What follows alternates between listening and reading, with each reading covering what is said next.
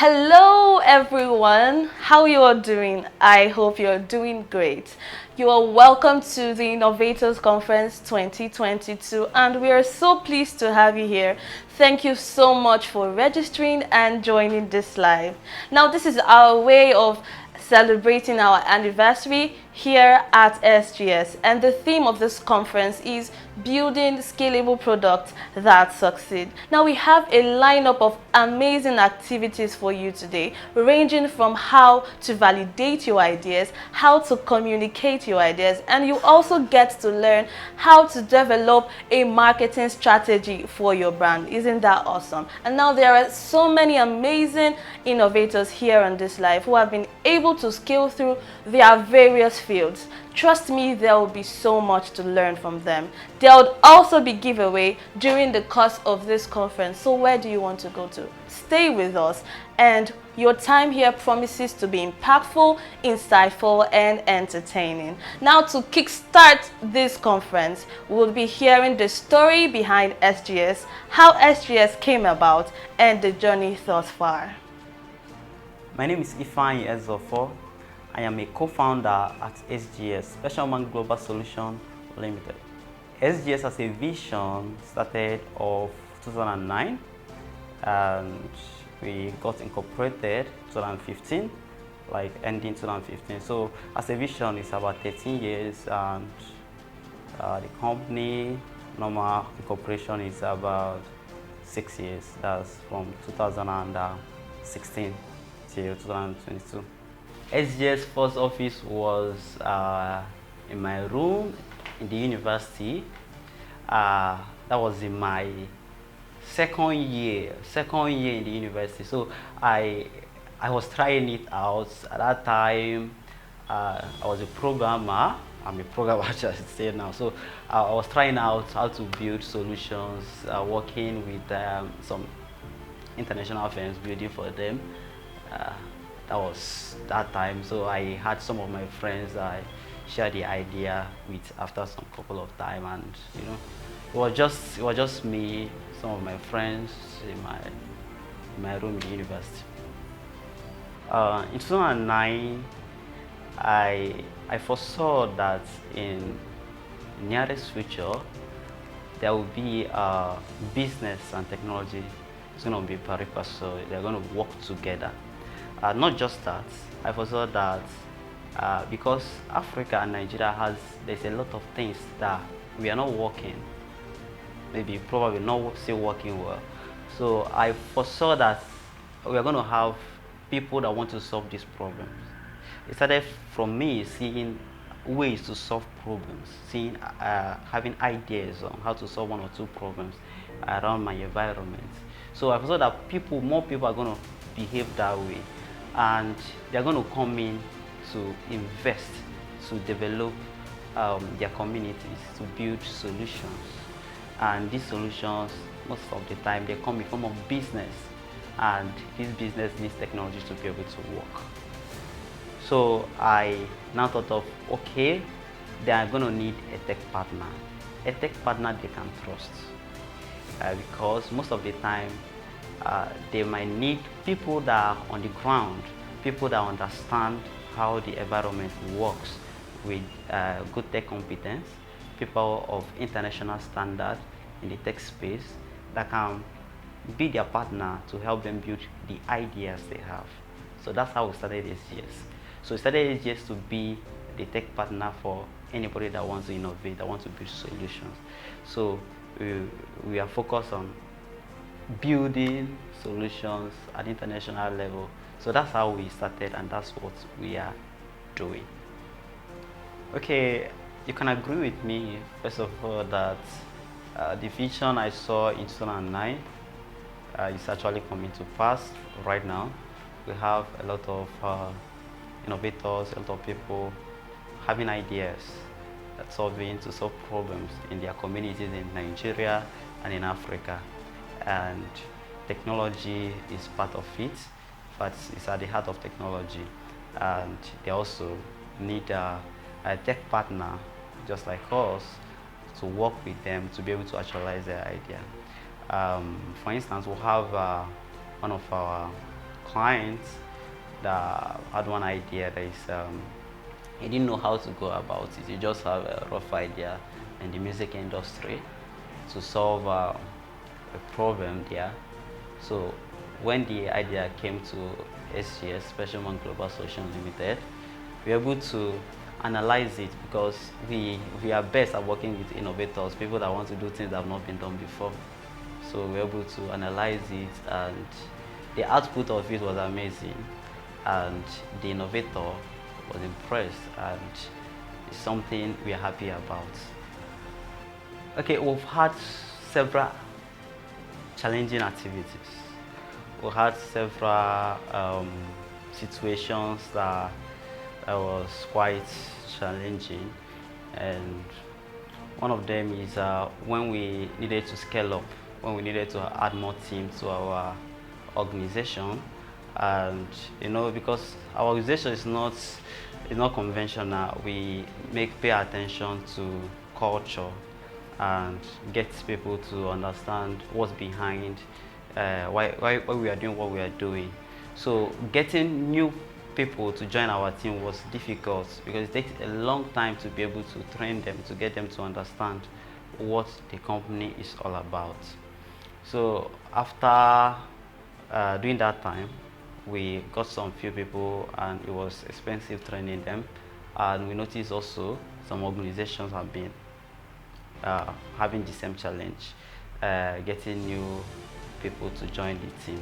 So how we solved it is that we have to set up an agency that also helps to train people, prepare them to easily plug them into an organization for them to grow, learn in the tech space and every other space as well, which is working for us, and also organizations are also adopting that. Then another challenging moment was when we wanted to go hybrid. At that time, it wasn't a norm to have a remote team working, so we had to educate people, a lot of people, that we want them to work remotely. That was in 2016, 2017, thereabouts. So before COVID-19 outbreak, so it was challenging, but now it's no longer challenging because it looks like the norm to work remotely. If you want to start a tech company, or any company actually, want to start a company, my advice would be you have to be a generalist. You have to know a lot about everything. You have to, although you are going to hire specialists, but you have to know what they do, how they do it. You have to be able to learn a lot about everything. You have to learn everything. So that's my advice, how to be prepared for that. I'm David Sunday from SGS. SGS means Special Mind Global Solution. SGS 6 years now. We started this back in 2017, and now we're actually 7 years now, 6 years now. Sorry. I would say the need to solve problem, the need to be a part of that team that has this in spirit of solving problems. A need to render services to companies, and a need to let the world know that Africa has so much in stock, so much value to give out. So the need to be among this group of people that renders solution to African businesses and beyond. That's actually what gets me convinced about SGS. One of the experience I would say is when back in the days when we all started, when we're doing projects that in many cases did not work out, but sort of build that strength in us, that energy to keep going, right? I can remember some time ago when we were building a school management system that we spent months, I would say 7 to 8 months building, and at the end of the day, it did not actually work out the way we hoped it was going to work out. But our team even got stronger and sort of have so much energy to keep moving forward. And I was like, man, if it's like this, then we're going to take over the world. So I think that's one of the experiences that sort of convinced me about SGS.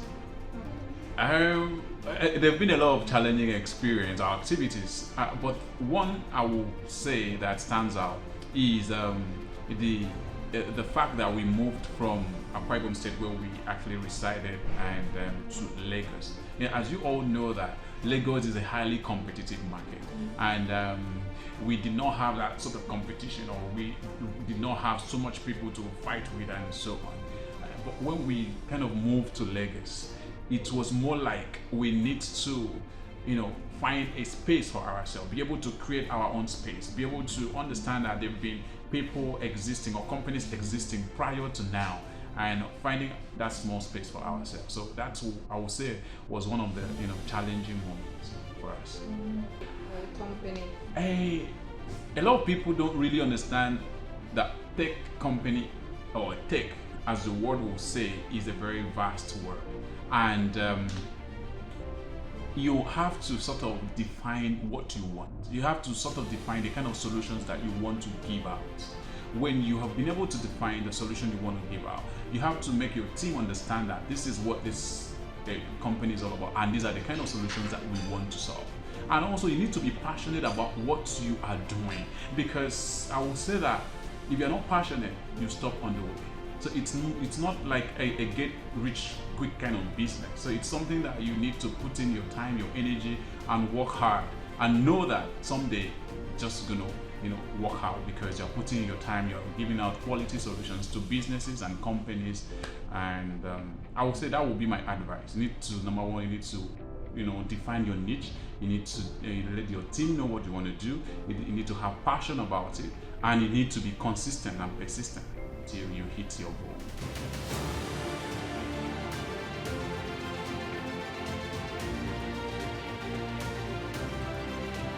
My name is Ifeanyi Ezofor. I am the CTO at SGS. Hello, my name is Onyeka, and I am the operations manager at SGS. My name is Ohai Philip. My job role here at SGS is I'm a mobile developer. My name is Precious, and I'm the Business Marketing and Growth Associate here at SJS. Hi, my name is Gani. I'm a teenage UX designer. My name is Wisdom, and I'm a chief. I've been working at SGS for 6 years, and the experience has been awesome. Okay, I've been working at SGS for 4 years, and the experience has been incredible. It has been an amazing 4 years so far. I've met and worked with different interesting people and intelligent people. Really great guys I've worked with. Yeah, the most challenging activity I've had to work on, actually series of activity, but one of those that actually stand out for me was my first project here at SGS, where we had to work on a logistics app, and I had to undo the tracking system in the app. So it was quite challenging, having to do with data update in real time and all. Thank you.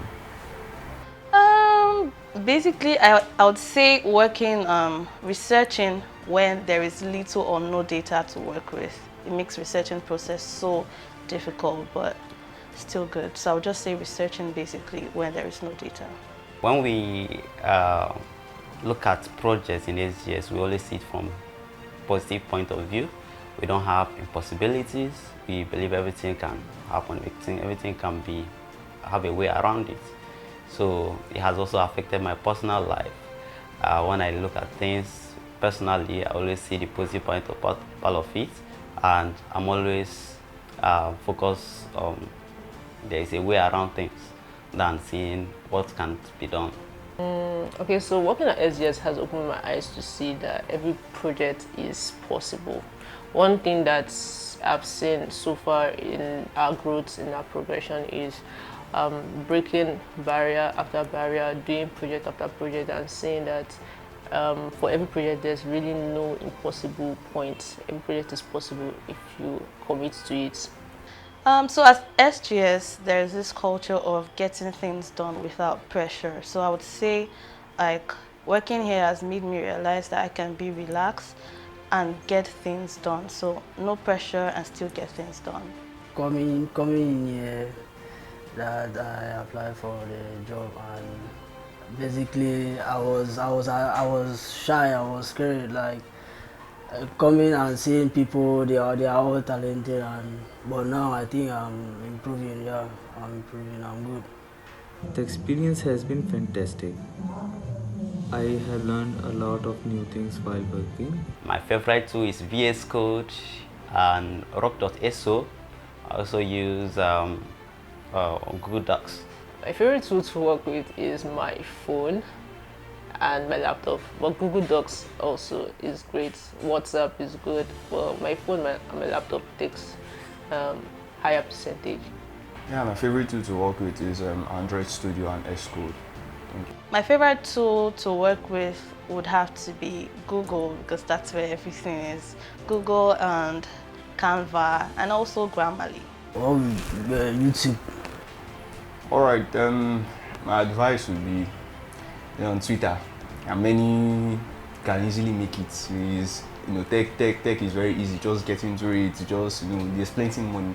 Yes, there's money in tech and all. Like yes, it's a fun space, but that's not just it. People don't tell you the process. People don't tell you sometimes you have to stay 3 days, sleepless nights, trying to get something solved and all. People only tell you the end part. Oh, where we have fun, we go to Lekki and catch cruise and all like that. So the thing is, there's a process to it, and the process requires you to be persistent, consistent, and to always seek to know more.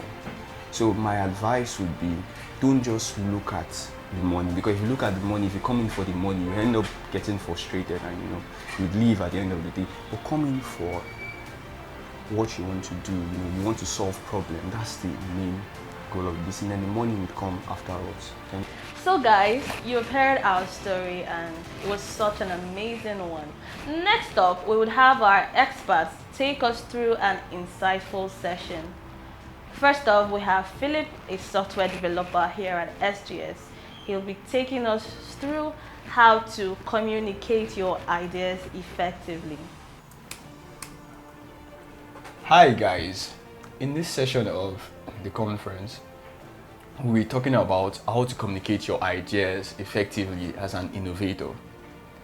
Seeing that ideas alone would not drive innovation, a need therefore arises is for us to communicate our ideas effectively as innovators. Our ideas will be communicated to different stakeholders that would help drive this idea, ranging from our sponsors to the development team, etc.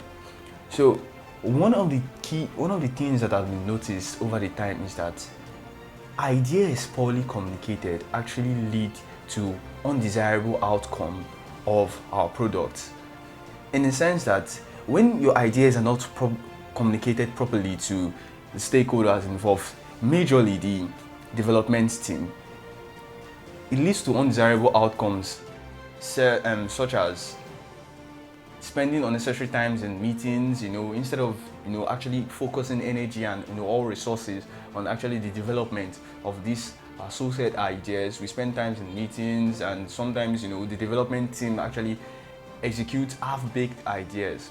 So to mitigate this issue that we've noticed that is common in the development of ideas as innovators, there are some few tips I would like to give.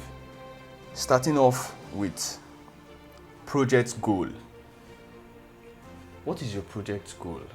The project goal is actually the main reason the idea came about in the first place. You saw a need, and therefore you decided to innovate to help solve the need for users.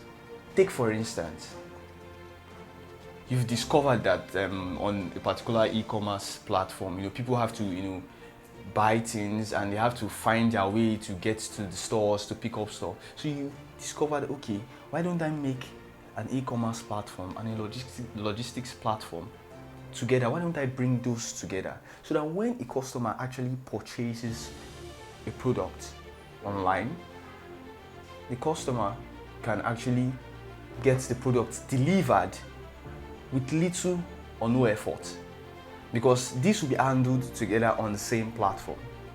So this is a need. So this is your project goal. This is the main reason why the idea came about, you saw this problem to bridge the gap between e-commerce and logistics. Moving on would be to our project brief. A brief of our project. This section or this part of the document actually contains key questions that as innovators we need to ask ourselves. And these key questions are actually pertinent to the development of our product. One of the questions is, who are my target audience? The target audience, who are they? Who am I targeting? That question is needed. We need to ask. Are my target audience tech guys? Are my target audience the market women? Are my target audience businessmen or businesswomen? So you need to ask yourself that question as an innovator. Who are my target audience? The next question is, what's the timeline for this project, for this product? We all know that products and ideas are time bound. In the sense that if you do not get your product out there in the specific time you set it, it defeats the goal of the project. Just take for instance Facebook. Mark Zuckerberg had the idea, let's say some few years back. Imagine if he didn't execute when he executed the idea, and decided to say, okay, let me wait some few years. Look at what we have now. We have several platforms imitating the likes of Facebook and all. So if he didn't execute the idea as at then, now the idea will be irrelevant and useless, because now we have varieties of platforms with similar approach to communication that Facebook is doing. Next off, how do you want your users to access this product? Currently, products can be accessed through the web, the stores for mobile apps and desktop for our laptops and the rest. So how would your users be accessing this product? Would it be via the web? Would it be via their mobile phones? Would it be via the desktop application? So this question also needs to be considered.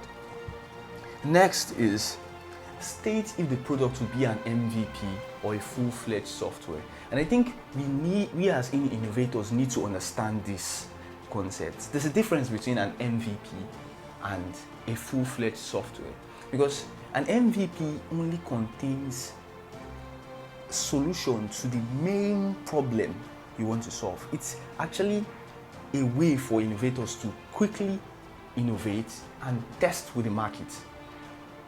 So this statement of this would actually help the development team. So unnecessary features would actually be avoided and would stick with the goal of our idea. Next is, state key features in line with the main problem to be solved. Key features in line. Earlier I gave an example of having an e-commerce platform and a logistics platform integrated into one. Saying this, what is the main problem? The main problem is e-commerce and logistics communicating together. So that is the main problem. So that is what should be our central theme in selecting our features. And in selecting a feature for this kind of platform, what will be the central theme? The marketplace where users can actually get products. And next off would be the logistics part of this platform. So key features, sub-features to be developed around these two key features would be the cart feature, the checkout feature, and the parcel tracking feature to enable users actually track their parcel after purchase. So these features are closely aligned with our product that we want to take out in the market, aligned with the problem we saw initially.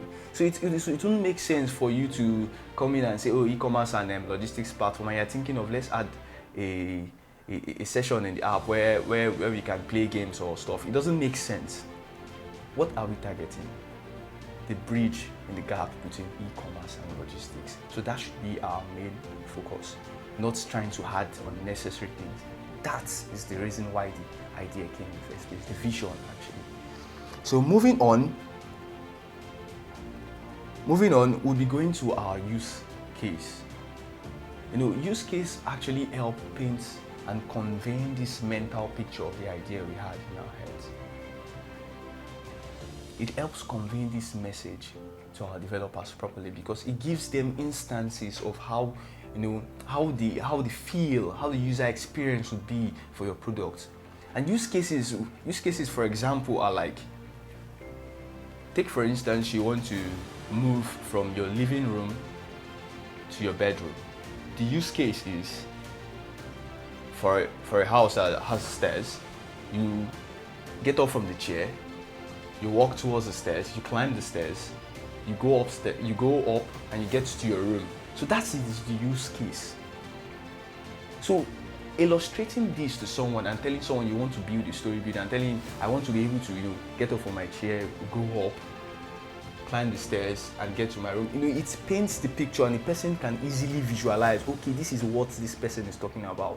Take for instance the e-commerce and logistics platform we earlier talked about.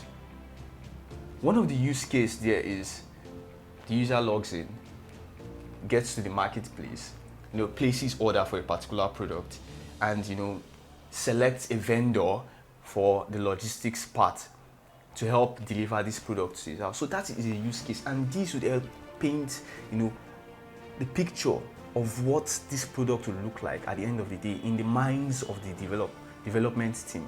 Because at the end of the day, what we are trying to do is get this our idea, which is unstructured in our mind, and get it structured. So that moving forward, when we have to share this idea with certain development team, let's say you have to pick from various teams that would come bidding and all, you do not have to go to them and start telling them, okay, I want to build something and I want the team to actually go like this and I want it to, no, you do not have to do that.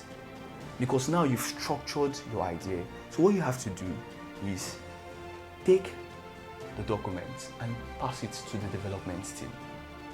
Then the development team would go through this and clearly they would already have a mental picture of what is to be done. And this would actually make communications between innovator and development team, there will be less friction because now they already see, you have already conveyed the picture of what you have already using use cases and all the structures we've earlier talked about. And moving forward, what are tools that can actually help you do this properly? So for visual communication, that's communication using illustration like pictures and so on, and charts. You can make use of Lucidchart, you can make use of Draw.io, you can make use of Miro. This would actually help for visual communication, and visuals actually are recommended form of communication because it's easy to picture, okay, user moves from here and does this and does that. Next, for written communication, Google Docs does it actually. You just state out all what you have to do, the use case and everything, then Google Docs actually does it. In conclusion, the essence of all that has been said is to pass information, which is our idea, to the development team in digestible chunks to avoid information overload, to get a clear picture and a clear roadmap to getting our product out there. Thank you.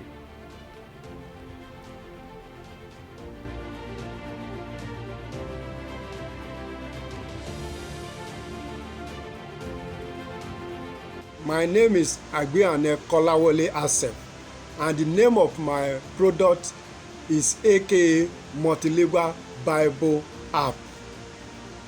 This idea of this Multilingual Bible app came into being when I look at some other existing Bible app. I discovered that every user have to flip from one translation to another, and I believe with the age of technology, life's supposed to be easier and better. That's why I come up with the idea that as we're able to come up with a product that people can read the same translation on the same page. That is the idea behind the AKA Multilingual Bible app. And choosing the name, my name Agbiane Kolawole Asef, the first alphabet in those three names put together become AKA, and AKA will be like a trademark for me as a person. I even have a foundation called AKA Foundation.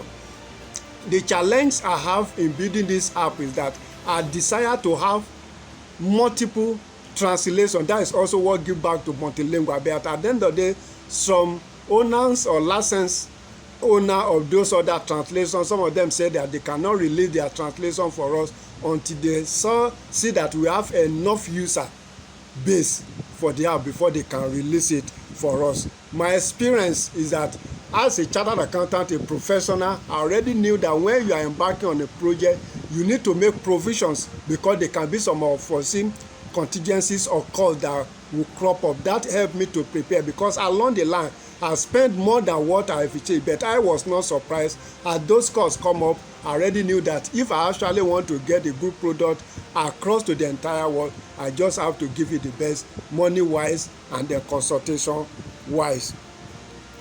Now, my advice to people that want to embark on any product is that once you conceive the idea, try to make more inquiry. Thank God Google is there. You can do more inquiry, and also that look at if there's an existing product in that line, then see how you can build on those that are shortcomings so that your own product will be like a new improve to every other existing product. For the Special Man Global Solution Limited, I was glad to work with them because when I conceived the ideas and I discussed with them, initially I have another company that quoted for it, but along the line I have a feeling that they will handle the project better. And then when I explained to them my ideas and the vision behind it, they were able to understand it faster. That is one of the things I would say I enjoy working with Special Man Global Solution Limited. Thank you. Next up, we have Onyeka, our operations manager here at SGS, and she will be taking us through the cost of production and how to validate your ideas. Hello and welcome to the second discussion for the day. The first discussion told us innovators how to communicate our ideas effectively, especially to the development team. In this second discussion, I'm going to be sharing on idea validation and the cost to develop a project. I get asked this question often. How much does it cost to develop a website? How much does it cost to develop an app? How much does it cost to develop a fintech, an app like Kuda, an app like this, an app like that? Every single day, I get asked this question. But in this discussion, I'm going to be letting us know how much it costs to develop a product. But first, let's start with idea validation. So what's an idea? An idea is a result or our result to a problem. It's our solution to a problem in a particular industry or a particular sector. It's something that we have desired to put out there so that it can be to the benefit of other people. So think of it this way. You've noticed that to get packages delivered is stress. So why don't you build a logistics application so that people can easily request for packages to be delivered for them? That's an idea, right? So how do we validate this idea? Normally, when we get these ideas without a structure, we ask our friends, ask our families, ask Google, and find out, okay, is this idea viable? Is this idea something that we should do? Something like that. In a structured environment, idea validation looks like focus groups, preparing a questionnaire, preparing having an MVP to test out based on assumption what this idea is like. Idea validation gives us a few things to hold on to. It tells us, okay, this idea is valid, this idea is viable, the market is set for these things. We can see existing services or existing platforms that addresses the issue I am trying to solve. Idea validation also lets us know pain points from real people or real users of these platforms that are already existing. There are various fintech applications, there are various logistics applications, but idea validation helps us know where exactly these existing platforms are not getting it right. Idea validation also lets us know what the market size is, how many users exist, what kind of platform we're going to build for, what kind of features we're going to put on our own platform. So idea validation is something that we do normally, but in this discussion, the focus is to help us know that when we do idea validation, it leads somewhere. it leads us to find out, okay, this idea is valid. This idea is something that we should do. But then, how much does it cost us to develop this product? First, I want you to clear from your mind that the cost of a product is not just the money. The money may be the first thing you want to know, like how much does it cost to develop this, that, this, but that's not the cost of a product. The cost of a product can be broken down into 4 parts. First, there's time. How much time do you have to get this product out into the market? How much time does it take your development team to build this product out? How much time does it take to run support, maintenance, fix bugs, and the likes? How much time does it take you to research about this idea to ensure that it is getting or it is giving what it's supposed to give? That is the cost of a product. 2. The second cost of a product is technological know-how, knowledge of a framework, knowledge of the use of the software, knowledge of the use of various industry development tools that exist. This may not exactly play out for every innovator. Not every innovator is technically inclined, but every innovator should understand that the knowledge of their development team plays a huge cost on their product. Take for example, you build out this very beautiful, aesthetically looking product, but then the back end is not great. The product automatically is a failed one because every time the user gets to use it, the user gets frustrated and then they're tired. They don't want to use that product anymore. So gradually you lose your customers and then the product fades out automatically. But if you have a technology team or a development team that knows how to use a particular interface, a particular framework, a particular tool, that helps your product grow with time. You're building scalable products. Remember, the theme of this event is to build scalable products that succeed. So how do we ensure that our team is technically inclined? That will be discussed subsequently, not right now. The third cost of any project is industry knowledge or industry expertise. Remember I mentioned logistics application. Imagine if you did not know that to run a logistics company, you need to pay certain levies for certain dues. You get your application running, it gets popular, people start using it, and then the government comes after you. And that's another failed event that has occurred that you didn't plan for. So then your app gets automatically reduced. You have to now switch back to another idea or something else. See, we need industry expertise to build successful products. That is like one of the major costs in building a product, because your industry expertise helps inform the development team on what platforms to build on, what platforms to use, and also how to design, because then they know what kind of users to build for. Another cost to developing any product is finance. Finally, you get here. So finance is another cost to developing a product, but this time around, not finance for the application, but finance to run the application post-development, post-build, to get your team up and running. Because every time you develop an application, for the first month it keeps running, you may not notice anything, but after a few days, a few months, you notice that, oh, some users are finding it difficult to use certain features, and that is where the finance comes in, because you have to get people to buy into your idea, to work with you on your idea so that it can grow.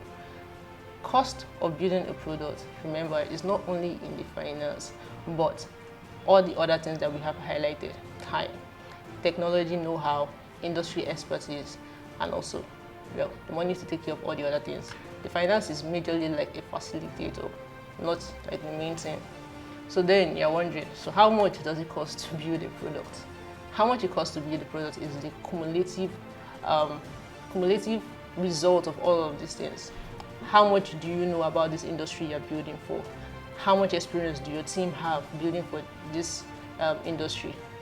How much time do you have to go to market? How much time do you have to do your research for your market? How much time do you have to put things together? Yes, your idea is valid, and your product needs to be built out. But you need to put all of these things in balance. You need to plan for all of these things so that you can have a successful product at the end of the day. Subsequently, in the course of all of our discussions today, we'll be teaching you on how to go to market with your product. Stay tuned. Thank you. Now, to round off the insightful session, we would have Precious, a business marketing and growth associate at SGS, take us through the process of entering the digital market and how to develop a marketing strategy and a marketing plan for your brand. Thank you. All right, welcome back, guys. This is the last lecture for today. So you've learned how to validate your ideas. You've also learned how to communicate your ideas effectively, and you've also learned the cost of production. Now you have created a beautiful product, but then you have to take this product to the market to meet the people it was created for. Now, how do you do this? It's important and expedient that you learn how to develop a marketing strategy and a marketing plan. Now, the digital market is a big space filled with so many people doing different kinds of things. And now you are entering the market. People are already there. What is your plan? What do you want to do when you get to the market? There is a process of going to the market, and it is important that you know that you must have a strategy. Like the popular saying that if you fail to plan, you plan to fail. So entering the digital market without a plan would automatically lead to failure. That is why this topic is very important. The first process of entering the market is understanding the marketplace and the different customer needs. Now you must understand the nitty-gritties of the marketplace that you are entering. The different kinds of customers that exist, what appeals to them, their different behaviors, because they will always come in handy. Now, after identifying and understanding the marketplace, the next thing you have to do is define the audience that your product was created to solve their problems. Now, it's obvious that you cannot solve everybody's problem. Yeah.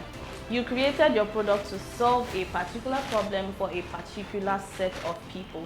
So now we are defining that particular set of people you created that product for. So from the totality of the marketplace, it is important that you define the audience that you are targeting. So you will not just be running around the place, and it will enable you to hit the target, hit the exact people that you created your product for. The next thing you have to do is develop a marketing plan. It is important that you know that a marketing strategy is different from a marketing plan.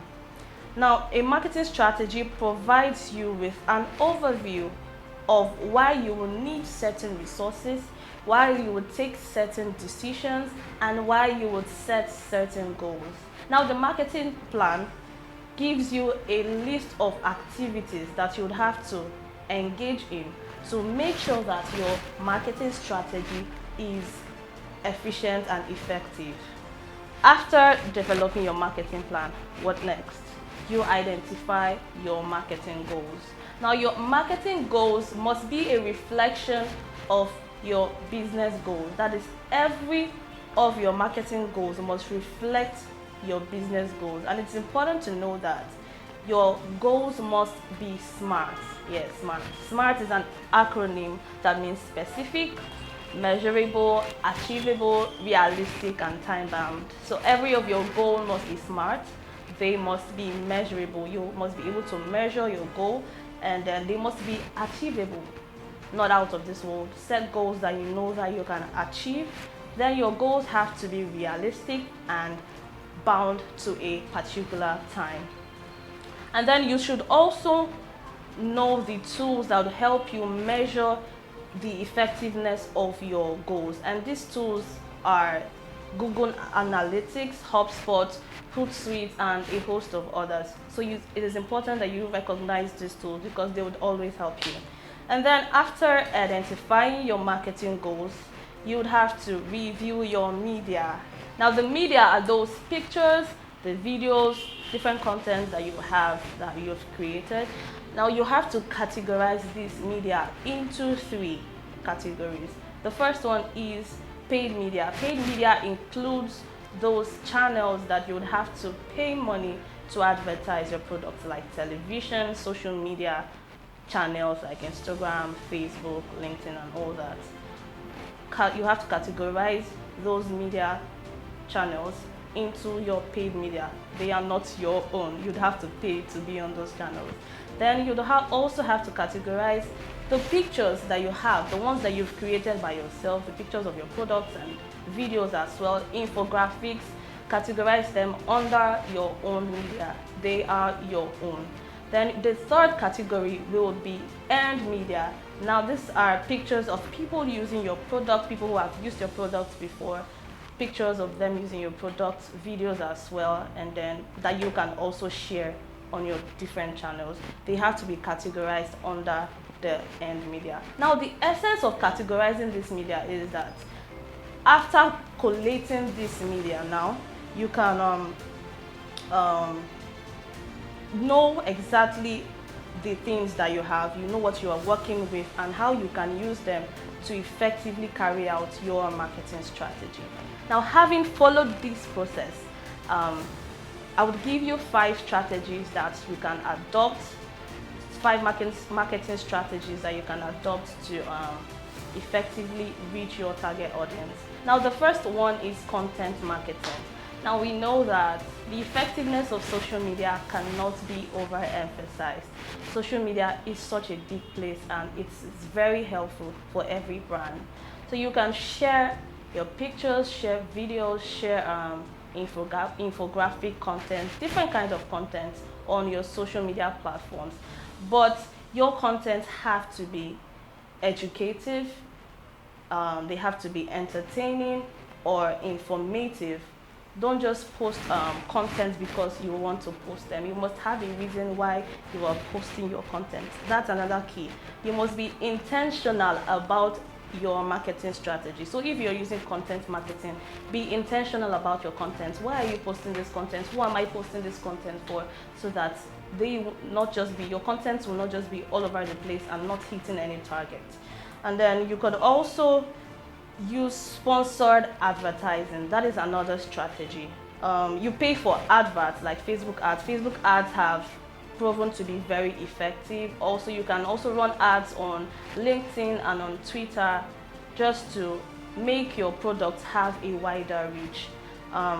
The third strategy that you can adopt is influencer marketing. Now, if you don't want to spend a long time trying to build your audience or trying to increase your brand awareness, you can leverage influencers. Influencers already have the actual community who trust them. So what you have to do is just to pay an influencer to advertise your products. Let them show them using your products to their community. But then there's a trick here. Many people just leverage influencers because they want to use influencers or because other people are using influencers. But you have to be very careful.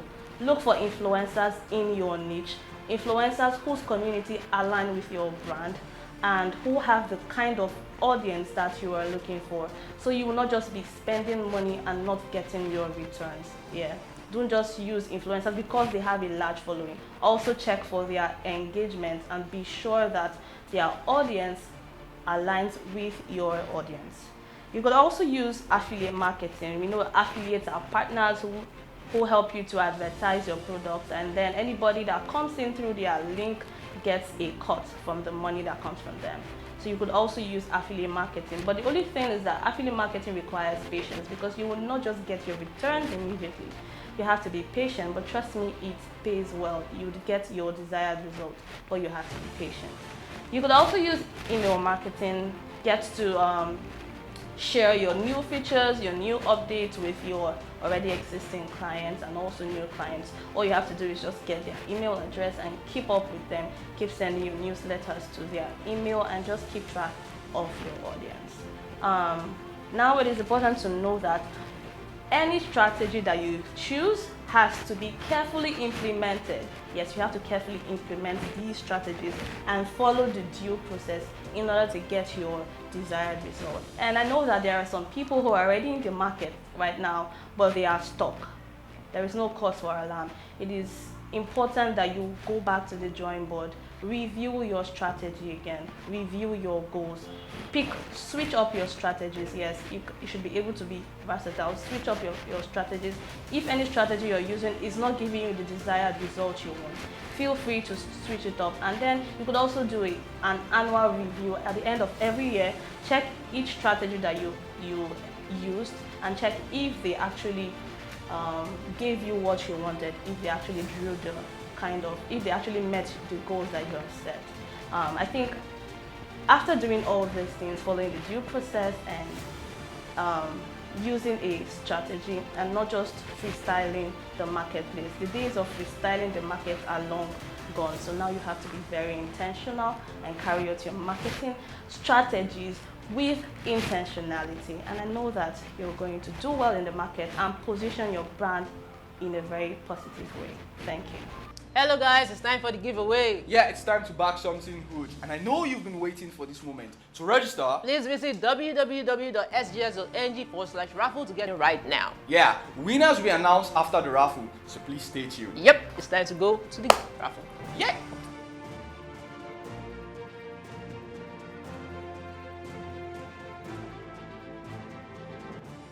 My name is John Ogubunka, and the name of my product is the Parivest app. The Parivest app allows users to invest in UK real estate from as little as 10,000 naira, and they can earn a fixed return in pounds. This app, or the idea to produce the Parivest app, was driven by my own personal circumstances. So, firstly, I've always invested in UK real estate. I've been doing that for quite some time now, and I have seen the impact it's had on my own personal circumstances.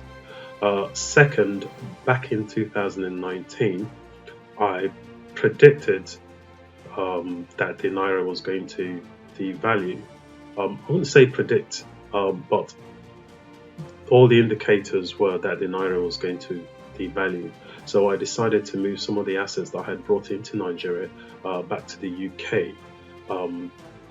The Naira was at 465 then, and today we all know 465 to the pound, and today we know what the rate of Naira to the pound is. So that drove my thinking into combining my previous experience in the financial services and to create a product, to design a product that users in Nigeria would benefit from.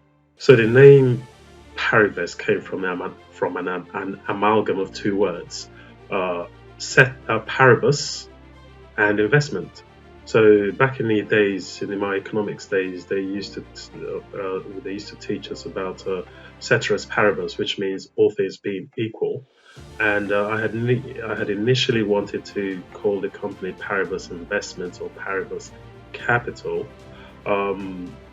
However, I decided to merge the two words, and that's how we came up with Parivest. So Parivest is really an amalgam of Paribus Investments. So our biggest challenge in building this product or this app was finding the right company who would be able to firstly understand what our business requirements were, and secondly to be able to convert that business requirements into a functional specification document, and ultimately deliver a product that is fit for purpose. So with Specialman Group, I believe we found the right company to do just that. So my industry experience has been very relevant for the delivery of this project. Firstly, I've worked for the best part of 20 years within the investment banking industry in the UK, working within finance and finance technology, delivering investment banking platforms to our stakeholders. Second, I've been an investor in UK real estate for the best part of since 1998, and I made my first UK real estate investment. I've personally seen the impact that has had on my personal situation, like I said previously, and that's why I was able to design the products that we're showcasing on our platform, and have been able to manage the actual development of this project together with the SGS team to deliver our product. So for people who want to build technology products in the future, my advice would be to firstly make sure that you fully understand what it is you're trying to do, document it properly and clearly, and communicate that to your technology team, who would need to be able to understand it clearly themselves in order to give you the product you want. But don't let that idea sit on the shelf. Just do it. That's what I'll say. So my experience working with the Special Man Group has been a very positive one. I would definitely recommend them to future technology developers, or anyone who wants to build a product that actually works. Certainly recommend them to try the Special Man Group.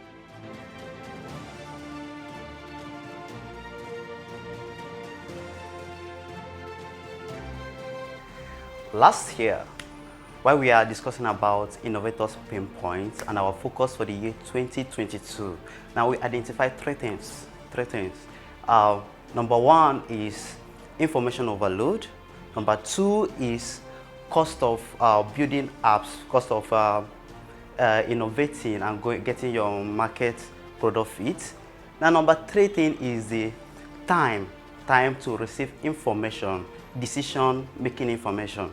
So when we identify these three things and we discuss how we're going to solve it, and this is our approach to it. Number one, which is information overload. You can agree with me that tech space is noisy. Tech space is actually noisy. You have new things every day. You have new concepts, new ideology, new things every day. So we want to help the innovators to solve this. So what we're going to be doing this year is that we're going to be sending information, filtered information to innovators in form of newsletter, in form of blog posts, in form of social media posts. We're going to be sending these things to the innovators. Then another thing, which is the pricing, the cost of building solutions and getting your product market fit. From our experience over the years, we understand that one of the barriers to building ideas is cost. So we are working on a flexible pricing structure that will allow innovators to easily get their product out there. Why not breaking the bank? Then another thing, which is the time for information, time for decision-making information. The time for this decision-making information we mean is what actually is the cost of this idea you want to run? What are the issues you're going to have while building this solution? What are the things you need to focus on or you need to research on? So how we are addressing this, we have internal system that will be collecting data with our smart admin. We'll be upgrading it to version 2.0, and that version 2.0 will help give quick response to your queries. Queries like when you submit an idea to us, we'll give you faster response, getting you to make your decisions quicker on what will be the cost and what are the challenges you are likely going to focus. So these are the three things we are focusing for the year 2022 as we continue to remain the innovator's choice for building solutions today, tomorrow, and the day after. Thank you very much for being with us throughout the conference. It's been a pleasure having you guys here. It's been insightful, all of the sessions. We hope you learned something and you can adopt something from the sessions that you listened to. If you have any questions for us, please visit our contact details down below. You can send us an email. You can reach us on our phone lines, which are listed down below. Thank you once again, and we hope to see you sometime soon. Innovation produces life. The life of everything that we use and experience. It starts as an idea. Then, as a product or service, it eventually blossoms into a solution that everyone can't live without. That is why the world celebrates innovators like Henry Ford for cars, Thomas Edison for motion pictures, Steve Jobs for the incredible world of personal computers, and many more innovators too numerous to name. It's also important to recognize great minds like you who have great ideas for products that will solve problems in our society. We are with you, we believe in you, and we are rooting for you. Our wealth of experience and expertise in products and software development are available for your next big mobile app, web app, bot, blockchain, or fintech projects. We are your tech partner. We celebrate and support innovators. Our commitment is to ensure that your idea thrives.